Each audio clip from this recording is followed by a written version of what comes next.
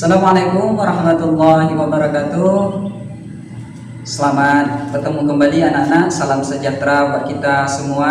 Mudah-mudahan selalu dalam keadaan sehat dan kalian selalu menjaga protokol kesehatan dalam melawan wabah virus corona ini dengan tetap menjaga jarak, memakai masker ketika kalian keluar rumah, dan patuhi protokol kesehatan yang lainnya agar terhindar dari wabah virus corona. Karena pada saat sekarang pandemi COVID makin meningkat.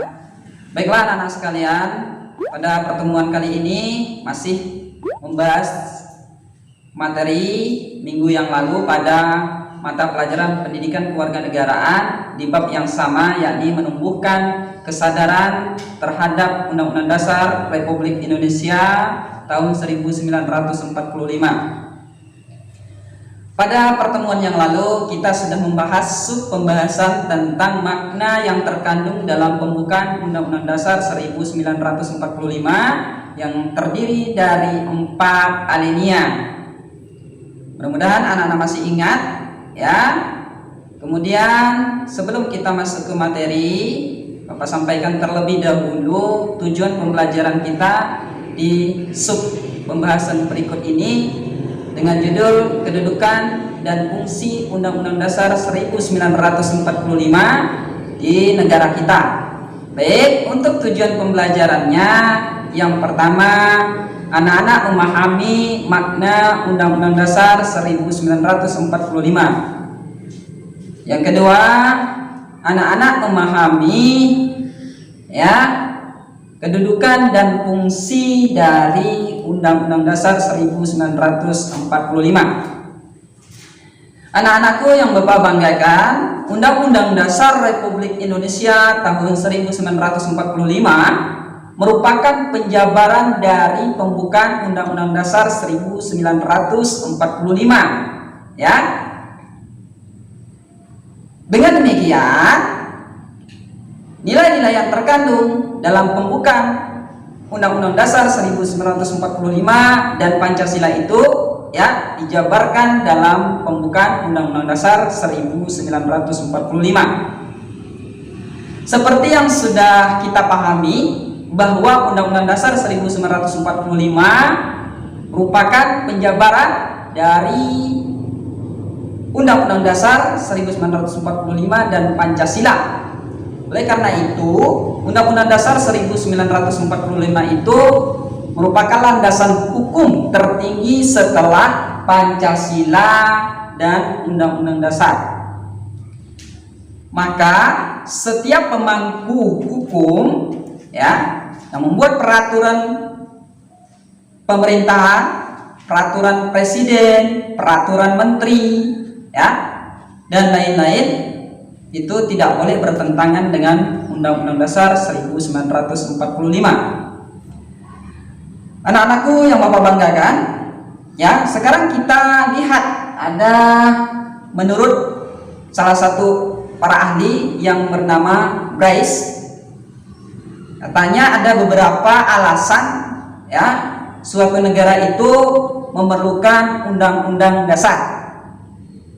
Kita perhatikan yang pertama, adanya kehendak ya warga negara untuk tindakan-tindakan para penguasa. Nah, artinya ya negara kita ini adalah negara hukum di mana rakyat bisa ya mengawasi jalannya pemerintahan dikarenakan adanya hukum yang menjadi patokan sehingga penguasa tidak bisa mengambil kebijakan dengan semena-menanya saja.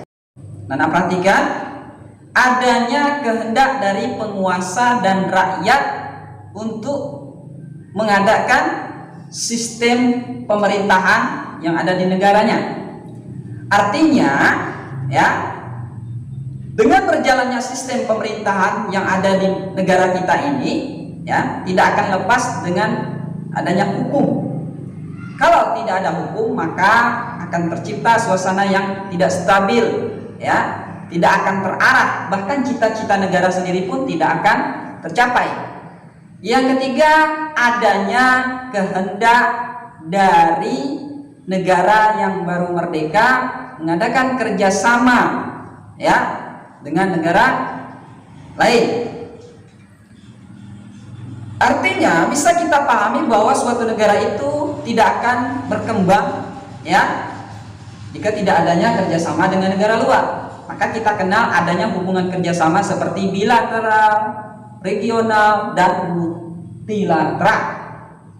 Apabila kita cermati dari alasan yang dikemukakan oleh Bryce tadi ya, maka negara harus memiliki undang-undang dasar ya, memiliki beberapa ketentuan sehingga didapatilah bahwa kedudukan Undang-Undang Dasar 1945 itu yang pertama, Undang-Undang Dasar 1945 sebagai norma hukum.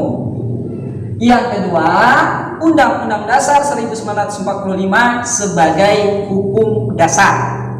Bapak akan jelaskan mengenai di mana sebagai norma hukum ya. Seperti yang sudah kita pelajari di kelas 7 kemarin, ada beberapa bentuk norma di mana norma hukum ya sifatnya mengikat.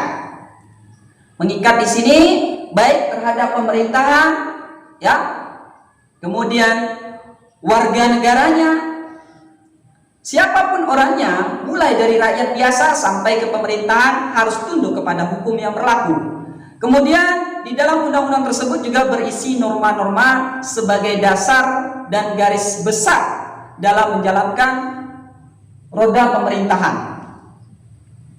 Undang-Undang Dasar 1945 merupakan sumber hukum tertinggi ya, seperti peraturan pemerintah, peraturan presiden, peraturan daerah.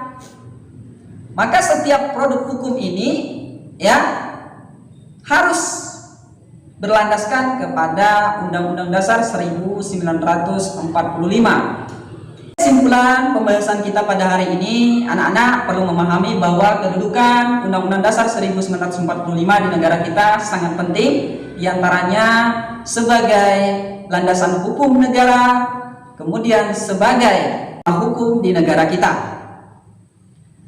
di mana dalam setiap kehidupan kita harus berpijakan kepada norma hukum yang berlaku agar kita sebagai warga negara hidup tentram, damai, dan sejahtera sesuai dengan cita-cita nasional Indonesia. Oke, demikian untuk pertemuan pembahasan kita pada kali ini. Bertemu lagi pada video pembelajaran selanjutnya. Akhirul kalam. Assalamualaikum warahmatullahi wabarakatuh.